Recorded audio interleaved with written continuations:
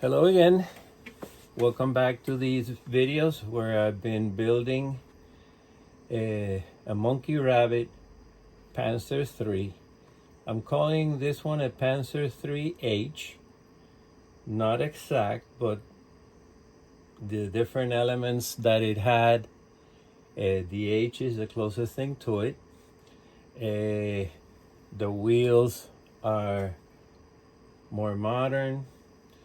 They have the bin. Some of the versions still had the shorter 50mm cannon. Had the escape hatches underneath. Still had the visors in this area of the turret. I was later removed. It's sitting down on its own wheels. You'll notice I have some chucks here. This one's a runner. This tank, and of course I don't build them to run, but if I had a race among all my vehicles, this one would be by far the one that would get down a hill quicker. I actually have to put these things on, or as I try to turn the vehicle now, it'll probably roll off this little workbench I have here. Okay, you can see all the tools have been placed: engine crank, small axe, wire cutters. I always tend to put a little tarp, so I did on this one. That tarp is just a piece of cloth. You know, I turn it on itself so to hide the edges, and then I make it so it looks like a scaled tarp rolled up, and I use Rio Rondo leather and the DML, the Dragon buckles that come with the German pants, later pants, and helmets. I remove those and I use them as the buckles. Just Rio Rondo leather. I'm not sure if they're still around, but Rio Rondo leather, comes in these rolls. I think it's from Australia. I bought a bunch about 10, 12 years ago. I still have plenty. As a matter of fact, I tried to buy some maybe 4 or 5 years ago, and it was not available. So there's a little tarp. The front turned out nicely. The other thing that really runs is this turret. It's got like some ball bearings. It can move around crazy quick. See how the extra track links worked out. Again, I use this prototypical photograph as a guide. Added like a sort of a thin wire to hold down, as in the picture. Extra track links. These came stock with the tank. I added this bracket here. Also added a bracket at the top of the turret. This guy will not have problem finding extra links.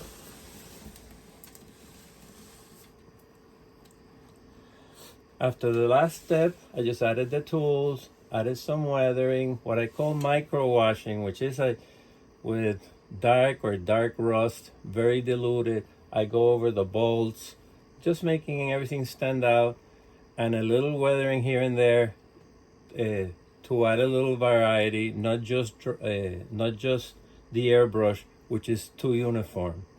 I then added some metal colors to worn areas. I'll probably go over these areas because they look too bright. What I do is I go over them with graphite, with a pencil, and it makes them look a little bit better because it's not as shiny. Added the extra road wheels that came with the tank, jack block from 1/6 scale icons, the kind of crowbar spike. This is a piece from Armor Packs, like a little toolbox. Very nice casting. Jack, fire extinguisher. Here up front is the front no-tech from Armor Packs also. rear no-tech from Rabbit PzIII, the 1/6 scale icon tow cables with the fittings, which were a mess. I added some from Rabbit PzIII, they're non-functional, but to make that area look a little more detailed. And that's a go around of the tank. You know, basically it's done. I'll probably go with some graphite over the metallic highlights. The antenna, I used the base of the Panzer II Dragon kit. This one kind of just sticks in there. Coat hanger wire, and the area to store it is also from 1/6 scale icons. It's okay. It's just sitting there, but with a little piece of paper towel, good enough to stand up when needed. I'll add to this video some pictures that I took after the last video. Let me see how much time I have. Okay, plenty of time, 6 minutes. I went with 201. I have another Panzer IIIL, but I think it's 211. Didn't put any divisional insignia on it. So this would be a vehicle from the command group of that second company. Could be 200 would be the commander, 201, 202, 203, 204, could be several numbers, but they interchange the tanks if they, so this could be a commander's vehicle, this could be an adjutant of that company. I think the other one is 112. I don't remember the other one's an L, but they could work together more or less. Time frame here, we're talking summer of 42. On the way to Stalingrad and total destruction. So that's it for now. Thanks for watching. Next will be in a couple of weeks when I get my yard squared away. Been having some problems in the yard. I'll take it outside from us for some outdoor pictures like I usually do. Final note on the tracks. And this is something that you see a lot on different kits. But if you see here, the proper way for the tracks to go on the tank is with the track links as a pyramid. Okay?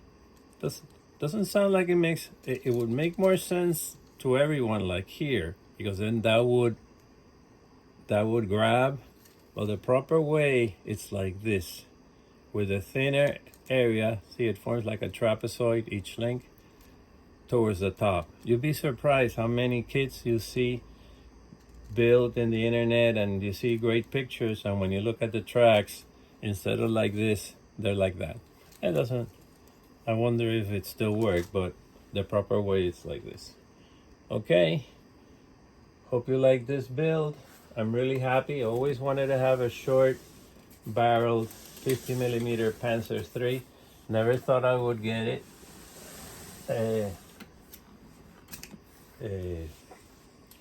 When this kit came out, I was really torn whether to do it Africa Core or gray.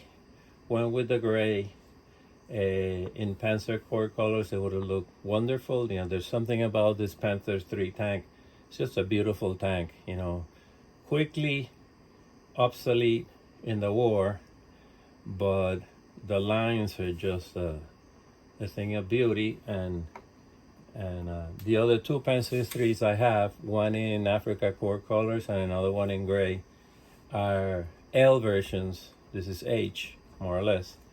So it's got a longer cannon and a whole bunch of different stuff. So this look is what I always wanted, and here it is. Thanks a lot for watching. I'll make a video of some of the outdoor photos to put it on YouTube also. Thanks for watching.